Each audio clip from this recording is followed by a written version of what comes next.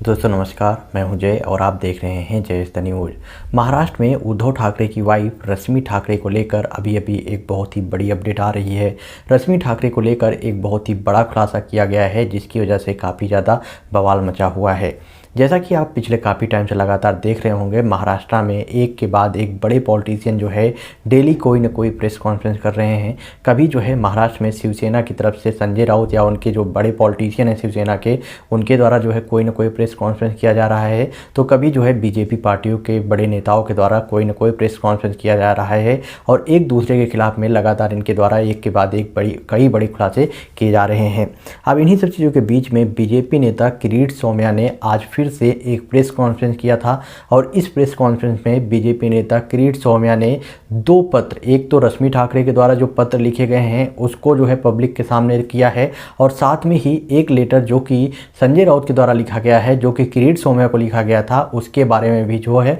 Public को बताया है। आपको बता दूं कि यहाँ पर संजय राउत के द्वारा एक लेटर लिखा गया था किरीट सोमैया को 11 अक्टूबर 2021 को, जिसको लेकर किरीट सोमैया के द्वारा बताया गया कि इस लेटर में आखिरकार लिखा क्या गया है। जहाँ पर उनके द्वारा बोला गया कि संजय राउत ने इस लेटर में लिखा है, प्रिय श्री किरीट सोमैया जी, जय महाराष्ट्र। हमने भ्रष्टाचार और सरकारी धन के गबन के कई मामलों का जो है पर्दाफाश किया है, मतलब कि आपने जो है पर्दाफाश किया है। यह राष्ट्र के लिए वरदान था। नतीजतन कई लोग जो है जेल गए हैं। राउत ने अपने पत्र में कहा कि भ्रष्टाचार के खिलाफ में उनकी लड़ाई को और मजबूत किया जाना चाहिए और राउत ने जो है सराहना की थी वो भी किरीट सोमैया के, मतलब कि किरीट सोमैया के द्वारा जो खुलासे किए जा रहे थे उसकी जो है संजय राउत ने एक लेटर लिख के किरीट सोमैया को शुभकामनाएं दी थी और साथ में ये भी बोला था कि अगर ऐसे जो वो खुलासे कर रहे हैं ये जो है बहुत ही अच्छी बात है। साथ में ही आपको बता दूं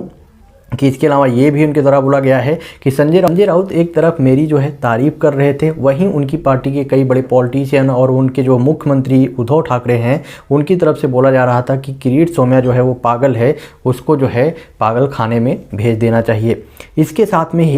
ही किरीट सोमैया ने उद्धव ठाकरे की वाइफ रश्मि ठाकरे के नाम पे जो 19 बंगलों को लेकर महाराष्ट्र में पिछले काफ़ी टाइम से बवाल मचा हुआ है उसको लेकर भी बात की, जहाँ पर उनके द्वारा बोला गया कि उद्धव ठाकरे की वाइफ ने 23 मई 2019 और जनवरी 2019 को रश्मि ठाकरे ने कोरलाई के सरपंच को एक पत्र लिखा था। इस पत्र में उनके द्वारा बोला गया था कि मधुकर नाइक की ज़मीन हमने जो है 30 अप्रैल 2014 को ज़मीन के मालिक से खरीदी है। यदि आप हमारे नाम से आकलन संख्या 787 से 779 और 801 से 805 कर देते हैं तो मैं आपकी बहुत ही ज़्यादा आभारी रहूँगी। साथ में किरीट सोमैया के द्वारा ये भी उल्लेख किया गया है कि इस पत्र को जो कि रश्मि ठाकरे के द्वारा लिखा गया था उसको सरपंच ने एज अ रिसीवर के तौर पे एक्सेप्ट किया था और साथ में ही ये भी उनके द्वारा बोला गया कि ये जो जानकारी है वो मुझे ना सिर्फ ग्राम पंचायत से मिली है बल्कि आरटीआई के तहत भी मैंने जो है इस पर इंक्वायरी की है, इस पर जो है जांच, इस पर जो है डॉक्यूमेंट मांगे थे, जिसकी वजह से आरटीआई के तहत में भी मुझे जो है इन्फॉर्मेशन मिली है,